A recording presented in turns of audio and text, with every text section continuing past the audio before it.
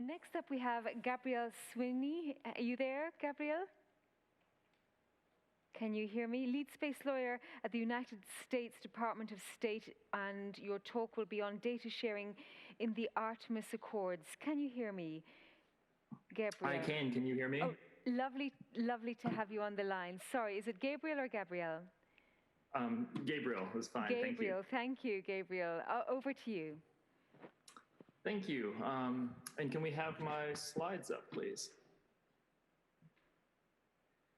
Great. So thank you for the introduction. Yes, my name is Gabriel Swiney. I am a space lawyer at the United States Department of State and lead the U.S. delegation to the legal subcommittee at COPUOS as well. So I'm going to talk today about the Artemis Accords specifically.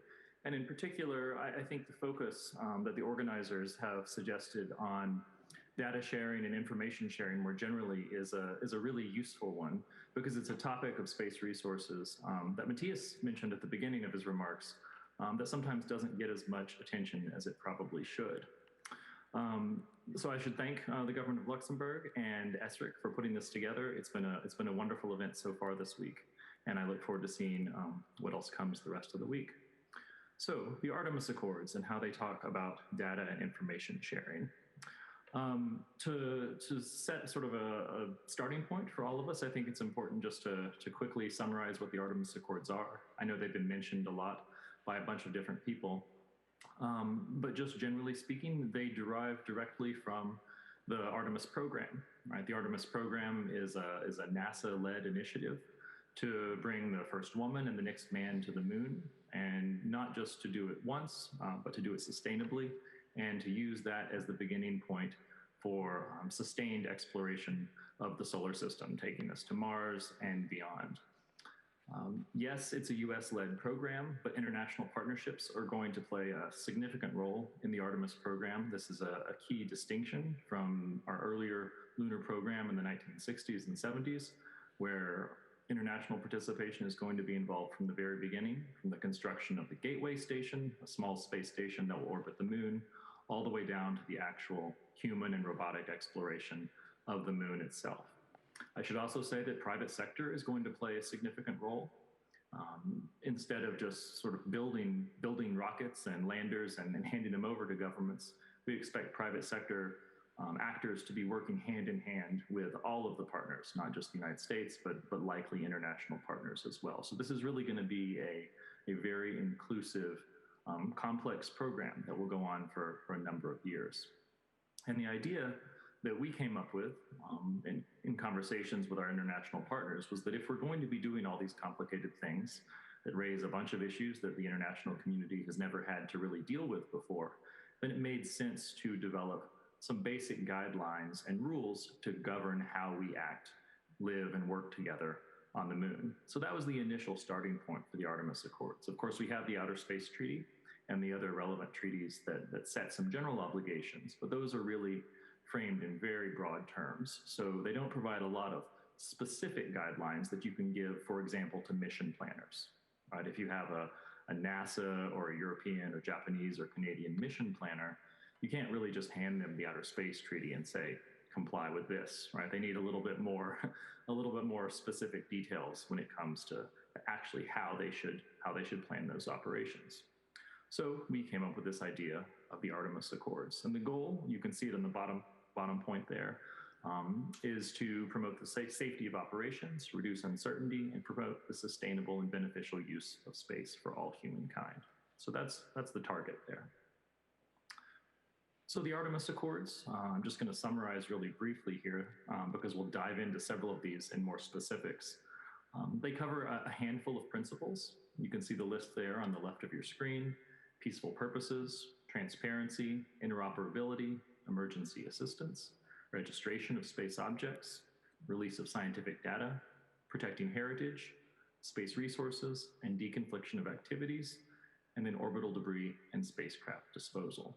And the highlighted topics there are the ones I want to focus on today because they have particular relevance when it comes to data and information sharing. And you'll see on the right side of your screen a screenshot of the virtual signing ceremony for the first initial 8 countries that signed the Artemis Accords, along with the United States. And then, of course, I should say that Ukraine signed the Artemis Accords very shortly thereafter, and Brazil issued a statement of intent to sign in December. So the Artemis Accords started large, and we hope that it will grow over time. So to dive in now into these particular topics that have particular relevance to data and information sharing. The first is transparency. Right? NASA has always had a strong focus on transparency, and it's been one of the things that we are most proud of. It's not something that gets a huge amount of attention, but one of the things that NASA does and has always done for many years is to make all of the information available publicly that they discover in the course of their space exploration. Not just the information they learn, but also to describe publicly the policies and intentions of their space programs. And we thought that was a really critical aspect to bring to the Artemis program as well, not just through ourselves, but with our international communities. So Artemis Accords signatories are committed to transparency in the broad dissemination of information regarding their national space policies and space exploration plans. I think that's pretty self-explanatory, but the idea here is that when we go to the moon and Mars and beyond, we tell people what we intend to do, we tell them how it goes, and then we share the information that we learn to the entire international community. So transparency is an absolutely key principle, and I think you'll see that it underpins a lot of the other aspects of the Artemis Accords. More specifically, there is, of course, a specific section in the Artemis Accords on the release of scientific data. As I said before, NASA has always been committed to timely, full, and open sharing of scientific data. We wanted to make sure that would be the case for the entire constellation of Artemis Accords partners. So Artemis Accords partners agree to follow the NASA example and are committed to the open sharing of scientific data. Signatories plan to make scientific results obtained from cooperative activities under these accords available to the public and the international scientific community as appropriate in a timely manner. So again, I think that's quite straightforward in terms of what it means, but it is sadly not always how every nation conducts their activities in outer space. We think it's critical to do this in an open and transparent way, including with regards to scientific data. With regards to space resources in particular, I know that's the focus, of course, of this entire event.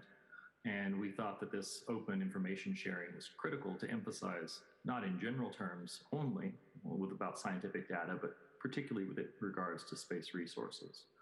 So just quickly to summarize what the Artemis Accords say, they recognize the fact that the ability to extract and utilize resources is going to be critical. And they reinforce the idea that, yes, you can extract and use resources in space, but if you do so, you absolutely have to do it in compliance with the Outer Space Treaty. So we think that's sort of the general legal and regulatory starting point. And on top of that, we've added a new idea, which is that we will inform the Secretary General of the United Nations and the public and the international scientific community of space resource extraction activities in accordance with the Outer Space Treaty. So nothing's going to be secret. There's going to be no surprises for anyone. What we do and what we find will be made fully public, particularly with regards to space resources. Deconflicting activities, Matthias mentioned this as well in the beginning of his remarks. If there's going to be multiple countries doing things on the moon, including involved with space resources, but also exploring more generally, it's really critical to make sure that we don't interfere with each other and that we implement the provisions of the Outer Space Treaty that require us to give due regard to the interest of other countries, right? The United States and our partners, we recognize that we're not the only ones who will be doing things on the moon and potentially onwards to Mars. So Artemis Accord signatories have made several additional commitments here to implement these obligations. In particular, we commit to provide each other with necessary information regarding the location and nature of space-based activities. So again, we'll say what we're doing, we'll say where we're doing it, why. And in particular, we'll say if what we're doing could cause or be subject to harmful interference by others, right? Some types of space operations, for example, if you're taking seismic readings, you might not want other activities that could cause moonquakes or vibration nearby. And if that's the kind of thing we're doing or our partners are doing, we'll make that information publicly available. And the way we've framed this is really a shorthand term. We call these safety zones. And a safety zone very simply is just a location around your operations where you need to be careful what you and others are doing so you don't interfere with the activities. So this notice saying what we're doing and where and why is the critical underpinning of this concept of safety zones. Signatories will promptly notify each other, as well as the Secretary General of the United Nations, of the establishment, alteration, or end of any safety zone. And of course, despite there being a safety zone, it doesn't mean no one else can go there. The Outer Space Treaty requires free access to all celestial bodies, and we of course will respect that.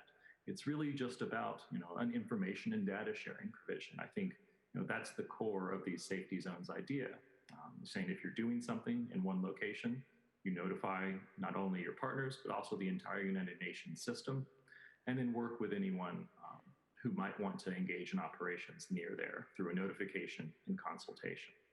So that's how we intend to deconflict activities. Really, information and data sharing is the core of that deconfliction. That's it. We could go into much more detail on any of these topics, but I think you'll see that information and data sharing really is the absolute heart of everything we're trying to do in the Artemis Accords. It's how we intend to use space resources. It's how we intend to share the scientific results of everything we do. And it's how we intend to deconflict operations. So I'm happy to talk more, and hopefully we'll have some time for some questions. But for now, I'll stop. Thank you. Thanks so much, Gabriel, and hopefully you will be joining us for the panel discussion just after 4 more speakers.